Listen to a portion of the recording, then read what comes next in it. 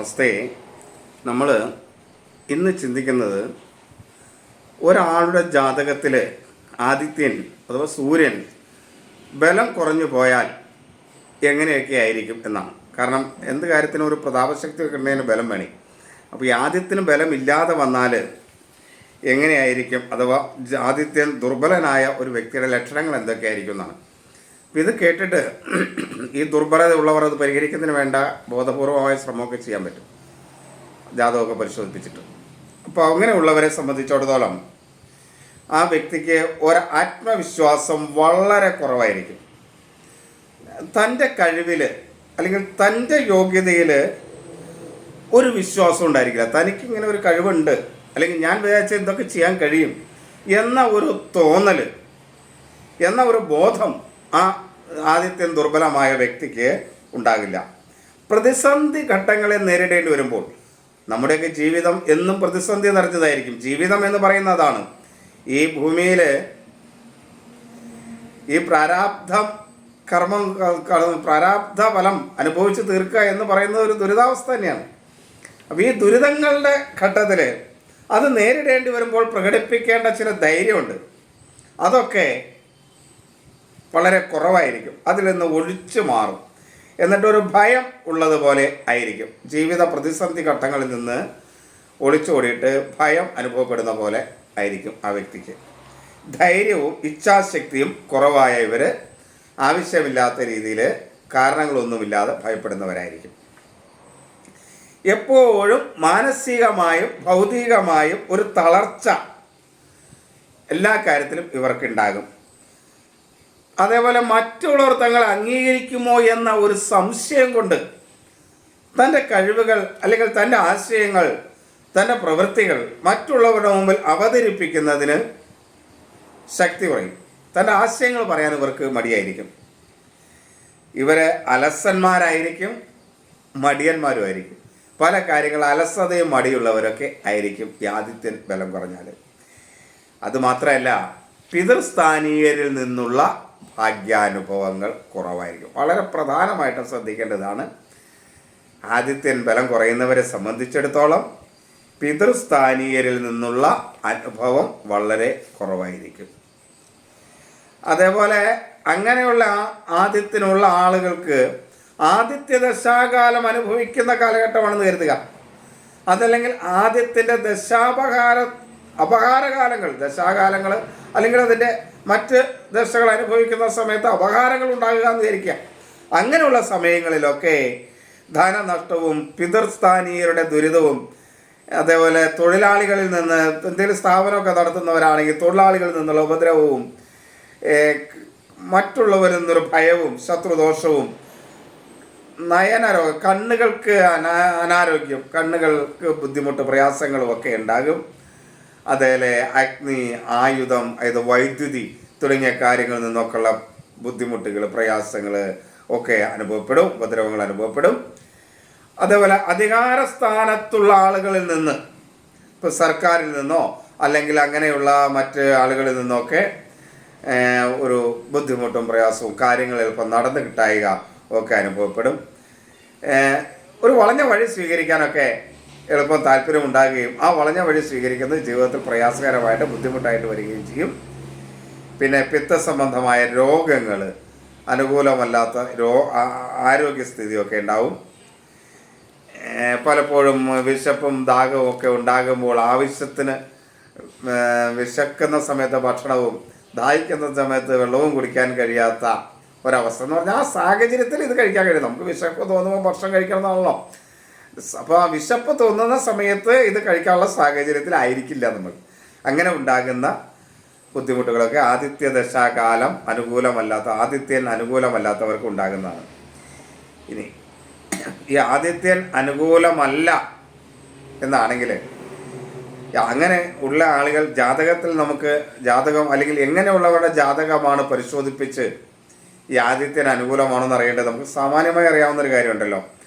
ആദിത്യൻ തുലാം, മകരം, കുംഭം രാശികളിലാണ് നിൽക്കുന്നതെങ്കിൽ, തുലാം, മകരം, കുംഭം രാശികളിലാണ് നിൽക്കുന്നതെങ്കിൽ സാധാരണ അങ്ങനെ അറിയായിരിക്കും എൻ്റെ ആദിത്യം നിൽക്കുന്നത് തുലാം രാശിയിലാണ് അല്ലെങ്കിൽ ഏത് രാശിയിലാണെന്നൊക്കെ എല്ലാവർക്കും അറിയിക്കും.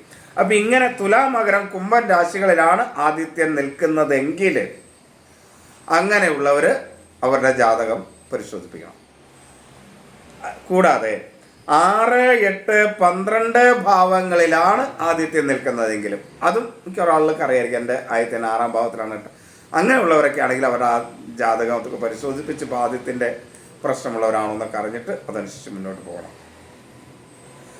അതേപോലെ ഈ ശനി, രാഹു, കേതു ഇവ ആദിത്യനോട് ചേർന്ന് നിൽക്കുകയോ ഇല്ലെങ്കിൽ ശനിയുടെയോ രാഹുവിൻ്റെയോ കേതുവിൻ്റെയോ ദൃഷ്ടി ആദിത്യനിലേക്ക് വരികയോ ചെയ്യുന്നവർ, അങ്ങനെയുള്ളവരും ഇത് ശ്രദ്ധിക്കണം, ജാതകത്തിൽ ശ്രദ്ധിക്കണം പ്രധാനമായിട്ടും. പിന്നെ ചതയം, ഉത്രട്ടാതി, തിരുവാതിര, പൂയം, ചോതി, അനിഴം നക്ഷത്രക്കാർ. ചതയം, ഉത്രട്ടാതി, തിരുവാതിര, പൂയം, ചോതി, അനിഴം നക്ഷത്രക്കാരും ആദിത്യ ദശാകാലവും ആദിത്യൻ്റെ അപകാരവും ചാരഫലമുള്ള ആദിത്യ സമയങ്ങളൊക്കെ ശ്രദ്ധിക്കണം. ഇങ്ങനെയൊക്കെ ഉള്ളവർ ആദിത്യ ദശാകാലത്ത് പരിഹാര കർമ്മങ്ങൾ ചെയ്യേണ്ടവരാണ്. ജാതകം പരിശോധിച്ച് വേണ്ട കാര്യങ്ങൾ ചെയ്യണം. കാരണം പരിഹാര കർമ്മങ്ങൾ ഒരുപാടുണ്ട്. ഓരോ ഗ്രഹങ്ങൾക്കും പരിഹാര കർമ്മങ്ങൾ ഒരുപാടുണ്ട്. ഇപ്പോൾ ഒരു ആരോഗ്യ പ്രശ്നം ഉണ്ടായി നമ്മൾ ഡോക്ടറെ കാണാൻ പോകുമ്പോൾ ഒരു രോഗത്തിന് ഒരുപാട് മെഡിസിൻ നമുക്കുണ്ട്, ഒരുപാട് മെഡിസിൻ നമുക്ക് കിട്ടും. പക്ഷെ അതിൽ ഏതാണ് ഈ വ്യക്തിക്ക് എന്ന് തീരുമാനിക്കുന്നത് ഡോക്ടറാണ്. അത് ആ വ്യക്തിയുടെ ശാരീരിക ലക്ഷണങ്ങളും അസുഖ ലക്ഷണങ്ങളൊക്കെ വിലയിരുത്തിക്കൊണ്ടാണ്. അതുപോലെ ജാതകവശാൽ ഒരാൾക്ക് ബുദ്ധിമുട്ടുണ്ടെങ്കിൽ എന്തുകൊണ്ടാണ് എന്നറിയണമെങ്കിൽ അതിനെക്കുറിച്ച് വ്യക്തമായ ധാരണയുള്ള ആളുകളെ കാണണം. അത് മനസ്സിലാക്കാൻ കഴിയുന്നവരെ കാണണം. എങ്കിലാണ് അതിൻ്റെ ഫലം കിട്ടുള്ളൂ. അതുകൊണ്ടാണ് ഈ പരിഹാര കർമ്മങ്ങളൊക്കെ ഞാൻ എൻ്റെ വീഡിയോകളിലൊന്നും പറയാത്തത്. അത് ചെയ്യുന്നൊന്നും പറഞ്ഞിട്ട് ചെയ്തിട്ടൊന്നും ഫലം ഉണ്ടാവില്ല. അപ്പോൾ എല്ലാവർക്കും കോമൺ ആയിട്ട് ചെയ്യാവുന്നൊരു കാര്യമാണ് നാമം ജപിക്കുക എന്നുള്ളത്. ഇപ്പോൾ ഗ്രഹദോഷങ്ങൾക്കൊക്കെ നവഗ്രഹ സ്തോത്രം ജപിക്കുന്നത് ഒക്കെ നല്ലതാണ്. അങ്ങനെയൊക്കെയുള്ള കോമൺ ആയിട്ടുള്ള കാര്യങ്ങളൊക്കെ ചെയ്യാം. അല്ലാണ്ട് ഒരു ഗ്രഹത്തിൻ്റെ ദോഷത്തിന് കൃത്യമായ പരിഹാരങ്ങൾ വേണമെന്നുണ്ടെങ്കിൽ അത് ജാതക പരിശോധനയോടെ മാത്രമേ നടക്കുകയുള്ളൂ. അപ്പോൾ അതുകൊണ്ടൊക്കെ ഇങ്ങനെയുള്ള പ്രശ്നങ്ങളൊക്കെ ഉണ്ടെങ്കിൽ നമുക്കത് ആദിത്യൻ്റെ ദോഷം കൊണ്ടാണോ എന്ന് പരിശോധിക്കാം. ചില മറ്റ് ഗ്രഹങ്ങൾക്കും ഇതേപോലുള്ള കാര്യങ്ങളൊക്കെ വരുന്നുണ്ട്.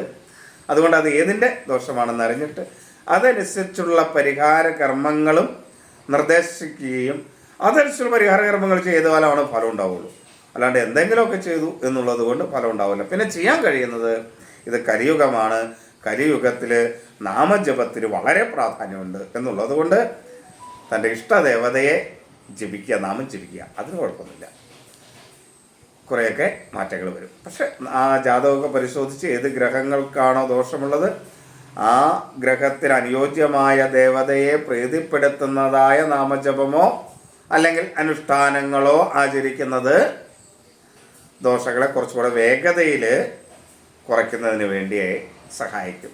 എങ്കിലും ദോഷകരമായ ദശ കാലങ്ങളാണെങ്കിൽ, ജാതകത്തിൽ ദോഷകരമാണെങ്കിൽ കുറച്ചൊക്കെ അത് അനുഭവിക്കുക തന്നെ വേണം. കാരണം ജാതകം എന്ന് പറയുന്നത് നമ്മുടെ പ്രാരാബ്ധ കർമ്മങ്ങളെ സൂചിപ്പിക്കുന്നതാണ്. പൂർവാർജിത ജന്മങ്ങളുടെ അല്ലെങ്കിൽ പൂർവജന്മത്തിലെ കർമ്മഫലമനുസരിച്ച്, പൂർവ പുണ്യ കർമ്മഫലമനുസരിച്ച് നമുക്ക് കിട്ടുന്നതാണ് ഈ ഒരു ജന്മം.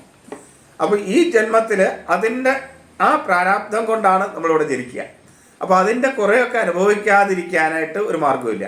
പക്ഷേ കുറച്ചൊക്കെ ഭഗവാനോട് പ്രാർത്ഥിക്കുകയും നാമജപമൊക്കെ ചെയ്താൽ വലിയ ഒരു 10 അടി കൊള്ളേണ്ട അടുത്ത് 2 അടി കൊണ്ട് നിൽക്കാനായിട്ട് നമുക്ക് കഴിയും. അപ്പോൾ അതാണ് ജാതകം കൊണ്ടും ജ്യോതിഷത്തിൻ്റെ ഒരു പ്രയോജനം എന്ന് പറയുന്നത്. അതാണ് നമ്മുടെ മുന്നിൽ വരുന്ന ചില പ്രയാസങ്ങളെയും ബുദ്ധിമുട്ടുകളെയും ഒക്കെ നമുക്ക് നേരത്തെ കാണാൻ കഴിയുക, മനസ്സിലാക്കാൻ കഴിയുക.